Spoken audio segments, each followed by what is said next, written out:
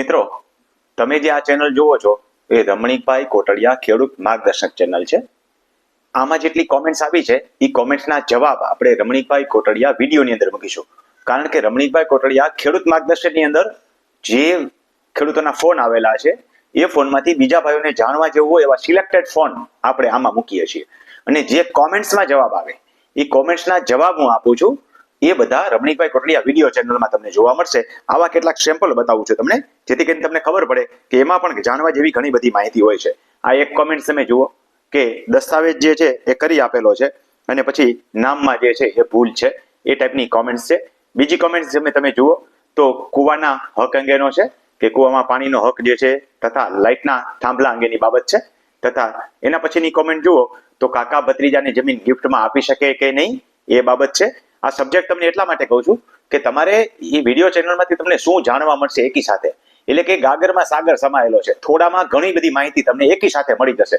જે તમે કદાચ 30-40 ઓડિયો સાંભળશો ને ત્યારે જેટલી માહિતી મળે ને એટલી તમને કોમેન્ટ્સના જવાબમાંથી મળી જાય. કારણ કે અનેક પ્રકારની કોમેન્ટ્સ આવી હોય અને કોમેન્ટના હું શોર્ટની અંદર જવાબ આપીશ. અહીંયા જે છે એક બેન લખે છે કે એમના પપ્પાને ત્યાંથી જમીન આવી હોય તો એના ફાધર પાસે નામ હોય.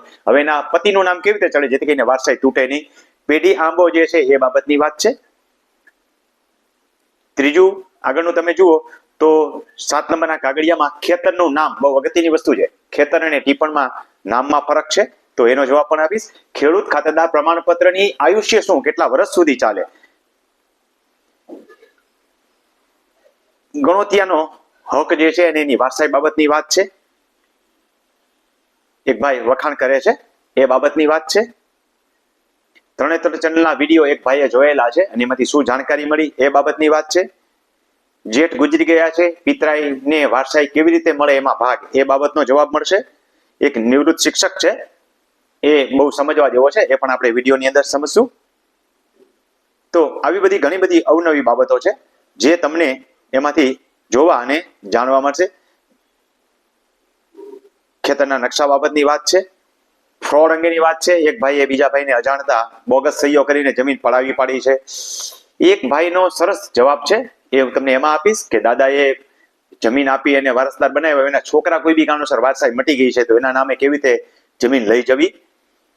ઘણા ભાઈઓને કોન્ટેક્ટ કરવો છે તો કોન્ટેક્ટ કરવાની રીત એમાં આપીશ. સરકારી પડતર, એક ભાઈને જમીન જોઈએ છે તો વાવવા મળે કે નહીં એનો જવાબ મળશે. એક ભાઈને રૂબરૂ મળવું છે એનો જવાબ પણ એમાં આપીશ. આમાં પણ અનેક વખત અપાઈ ચૂક્યો છે.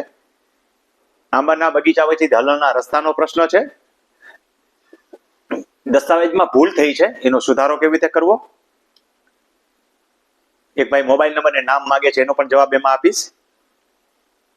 એક ભાઈ સરસ લખે છે કે એમને મારો કોન્ટેક્ટ થયો, જવાબ મળી ગયા પછી એને ઘણી રાહત થઈ. મતલબ કે એને મારો મોબાઈલ નંબર પણ ગોતી લીધો, કોન્ટેક્ટ પણ કરી લીધો અને આમાં રિપ્લાય પણ આપી દીધો કે એને ઘણી રાહત થઈ.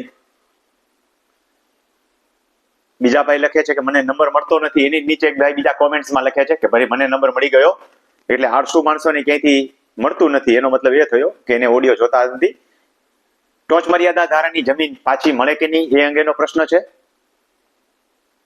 પાછો ભાઈને નંબર જોઈશે એ ટાઈપનો પ્રશ્ન પણ છે.